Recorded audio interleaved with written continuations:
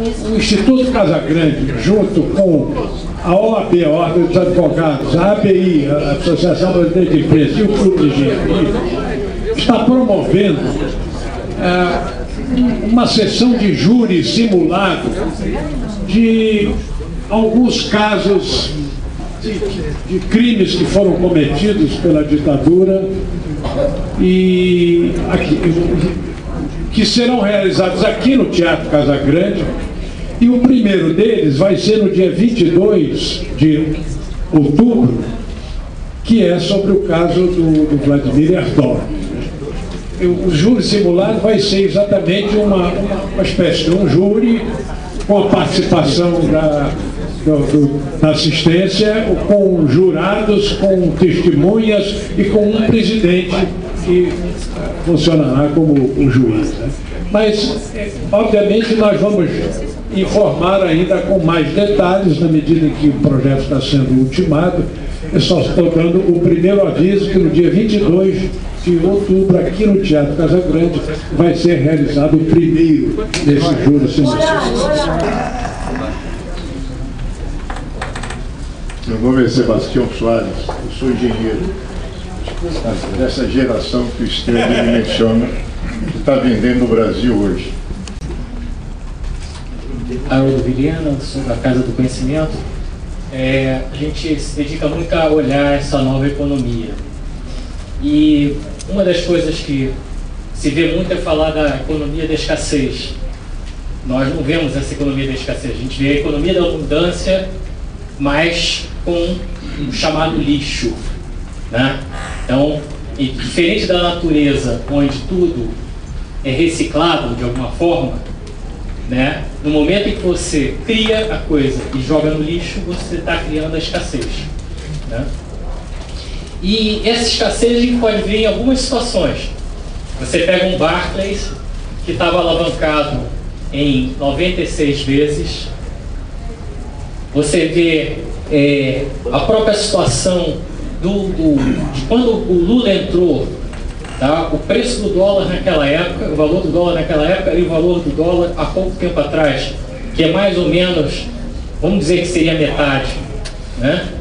Então, assim, o que a gente busca trazer é trazer todas essas questões, ou melhor, parte dessas questões para o dinheiro, o poder do dinheiro, né? Poder de compra do dinheiro. Não interessa se você ganha mais ou menos, interessa se você pode comprar mais com aquela quantidade de dinheiro, né? E aí a gente vem para essa nova economia, que é uma economia do conhecimento, é uma economia digital, onde você pode multiplicar infinitas vezes um determinado objeto, ou melhor, um MP3, um software, sem ter um custo agregado muito grande. Então, assim, eu não sei, eu vejo se falar muito dessas crises, e eu acho que o olhar, é importante que esse olhar fosse mudado. Então não é pensar em aumentar o salário mínimo, de certa forma, é pensar em aumentar o poder de compra do salário mínimo, tá?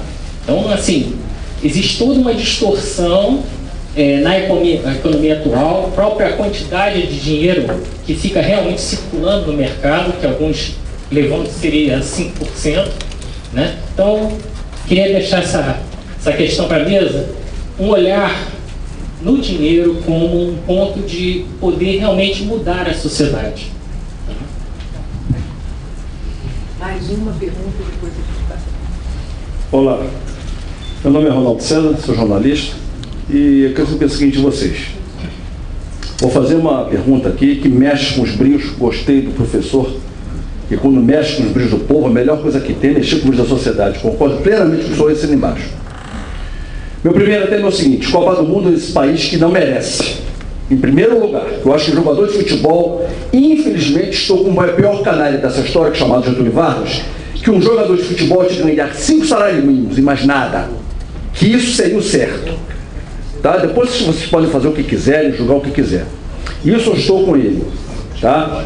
E outra coisa que eu queria saber é o seguinte: como podemos hoje, com um país nesse neodesenvolvimento, neoliberalismo e outros neos, que sequer tem Tá? Nós temos 68% da classe completamente analfabeta, 55% da classe sequer com universidade nesse país, querer Olimpíada e massificar uma economia completamente inepta a esse país.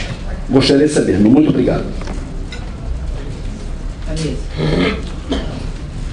A mesa, quem inverte? João Pedro começa? João Pedro. Não tem problema nenhum. Eu acho que o espírito aqui do debate não é de perguntas e respostas, né?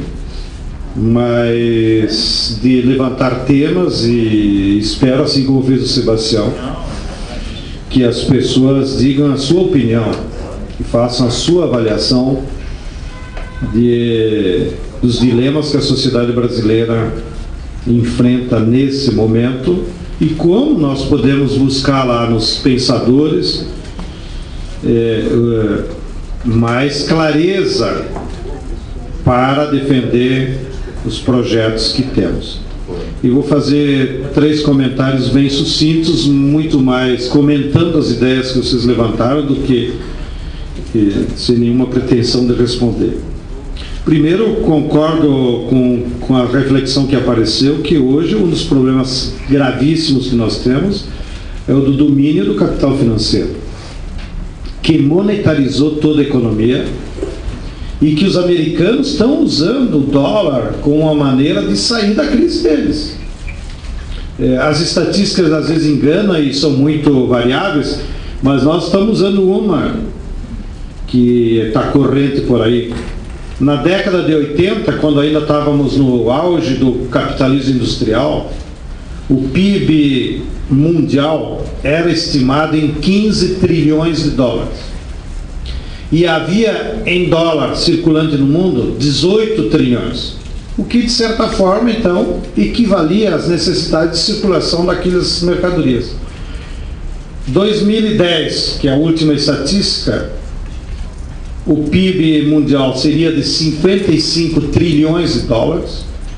No entanto, nós estamos circulando 150 trilhões de dólares. Portanto, 3 vezes mais moeda. Se todo mundo que tem dólar fosse comprar alguma coisa, alguém ficaria sem. Muitos, 2/3 ficaria sem. E essa é a razão da crise principal que o sistema como um todo está metido. E por isso eles vão ter que, em algum momento, destruir parte desse capital fictício, que não tem base já na riqueza real.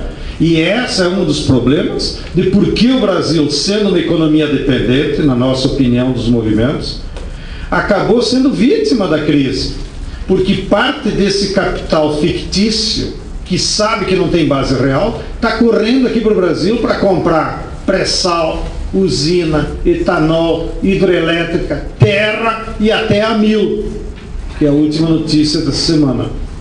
E isso, então, leva a que a economia brasileira seja ainda mais dependente e que seja recolocada nessa nova redivisão do trabalho internacional, cujo papel para nós, dito por eles, é de sermos apenas exportadores de matérias-primas agrícolas e minerais, que nenhum país do mundo, nenhuma sociedade se desenvolveu sendo exportador de matéria-prima. O segundo tema, que também o companheiro evoca e que sou totalmente de acordo, dessa mercantilização e finalização, no nosso caso pega em cheio a história dos alimentos. O neoliberalismo, com as suas 55 grandes corporações agrícolas, ele mercantilizou de tal forma os alimentos que hoje o alimento não é mais um direito, é uma mercadoria. Se você tem dinheiro, tu pode comer. Se você não tiver dinheiro, pode ir para a calçada. Nós, dos movimentos camponeses, defendemos, não, o alimento tem que se manter num outro paradigma que sustentou a história da humanidade, que alimento é um direito. O ser humano, ao nascer, tem direito a sobreviver e, portanto, se alimentar.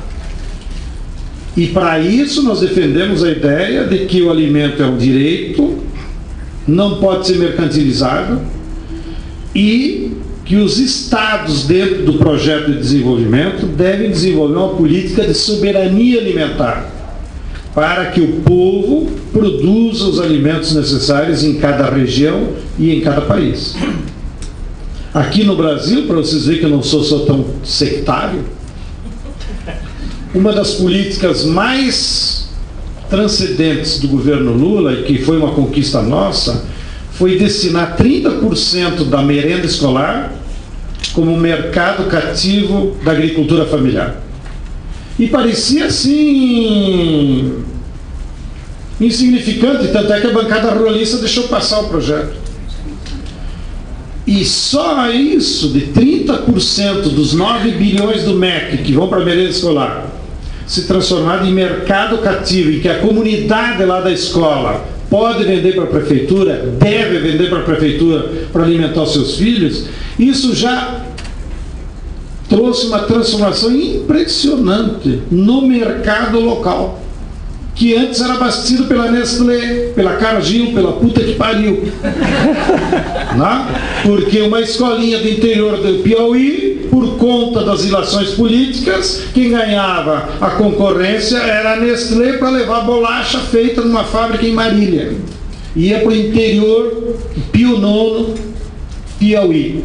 Agora não. Pelo menos 30% da merenda de Pio IX tem que ser de produtos lá da região. E isso está mudando e demonstra como um outro paradigma e como o Estado poderia acionar políticas públicas de proteger a sua população e criar outros parâmetros para a economia local. Por último, concordo em número, gênero, grau de que um dos pilares fundamentais de qualquer projeto de desenvolvimento é a educação e é a ciência e tecnologia. Sem isso, eu tive há 2 anos atrás na China, convidado pela Via Campesina, fui com um monte de preconceito, voltei com algumas coisas mais claras, mas uma das coisas que mais me chamou a atenção, das várias interlocuções que nós tivemos lá, a China hoje investe 6% de todo o seu PIB em ciência e tecnologia, investe 15% do PIB em educação. Não? Aí nós ficamos reclamando, eles copiam tudo. O problema não é nosso, não é deles, é nosso, né? E nós não sabemos copiar. Não?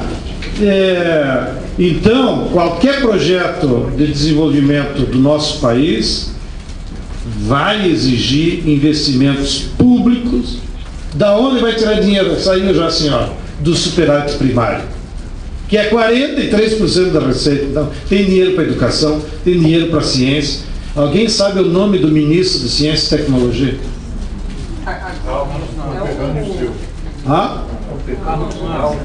Não, do Rio Grande não é, senão nós já tinha dado os tapas nele. Eu não sei o nome do cara. Não, um país que nem o ministro. Quem? Mercadante, que é da educação. Tá vendo? Ou seja, nós aqui, ó, a elite do Rio de Janeiro não sabe quem é o ministro de Ciência e Tecnologia. Imagina se eu fizesse essa pergunta para os acampados do Piauí. Então, essa é a tragédia, né? E aí o orçamento do Ministério de Ciência e Tecnologia, 300 milhões de reais. É mais ou menos a cota de qualquer gerente aí de multinacional. Vou dar um outro exemplo. E agora, para não abusar tanto de vocês, para vocês verem o grau de dependência que nós estamos como economia e da perda do poder do Estado. Há uns 2 meses atrás foi lá visitar a dona Dilma, o novo presidente do Brasil, da Bunge, que é a maior empresa agrícola americana instalada aqui. O nome dele, Pedro Parente.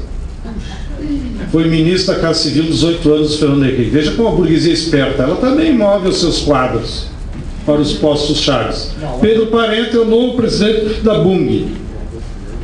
Ele foi lá, teve conversa com a Dilma e foi avisar a Dilma de que a Bunge vai investir, o período não sei certo, mas em 12 meses, 5 bilhões de dólares na agricultura brasileira. 5 bilhões de dólares dá 10 bilhões de reais. Se você somar o orçamento do Ministério da Agricultura, que é para o agronegócio, o orçamento da Embrapa, orçamento do INCRA, orçamento do MDA, dá 8 bilhões de dólares. E dentro do orçamento dos ministérios tem os salários dos funcionários, tem a máquina lá do cafezinho, etc. e tal. Bom, somado todo o poder de ação que o Estado brasileiro tem sobre a agricultura, dá 8 bi. E uma só empresa, comandada pelo Pedro Parente, como capataz dos americanos, investe 10 bilhões. Então nós brincamos entre nós do MST. A próxima audiência nós não vamos mais pedir para o ministro do Desenvolvimento Agrário, nós vamos pedir para o Pedro Parente. Ele tem mais poder real de inserção na produção agrícola do que todo o Estado brasileiro junto. 3 conceitos fundamentais. Com valores, eu acho que tem a ver com esse problema fundamental que nós dizemos quem é o homem. Aquele que se emancipa e que age segundo a sua consciência em direção a alguma coisa que a gente não sabe muito bem o que é. Então, quando se fala do tal da Parousia, eu estou pensando exatamente nessa questão. A emancipação é algum lugar para se chegar? Eu não sei, sinceramente, estou sendo uma bruta dose de humildade. Não sei aonde nós queremos chegar. Talvez por isso a minha vocação para a ciência política, que é antes de tudo uma vocação para a filosofia política, para a teoria política, para o pensamento da sua forma mais livre e mais radical, é aquela que me coloca a ideia de processo como movimento, porque eu não tenho certeza se em todas as etapas da humanidade, óbvio que houver um processo de dominação muito distintos. Isso significa que todo processo de dominação é idêntico, de que não há nada que avance, que nada recua. Por que eu estou querendo colocar essa questão? Porque eu acho que a luta pela democracia, a luta pelo direito, a luta pelas instituições é uma luta legítima. Ela pode ser transitória, mas a gente só vai jogar a história para frente na medida em que todas essas posições forem alcançadas e no momento que elas forem alcançadas se dissolvam no ar. Que aí projeta... É muito complicado, né? E a terceira coisa que eu ia comentar, então a primeira é essa, é a emancipação. Eu não sei onde para a tarefa do desenvolvimento, e não sou eu que vou dizer para os indivíduos que o desenvolvimento para na base material, porque nós vamos chegar no campo dos valores. Das corretas observações aqui do Pedro, da Vera, de uma certa maneira também, o capitalismo é perverso, e o brasileiro mais ainda. Na verdade,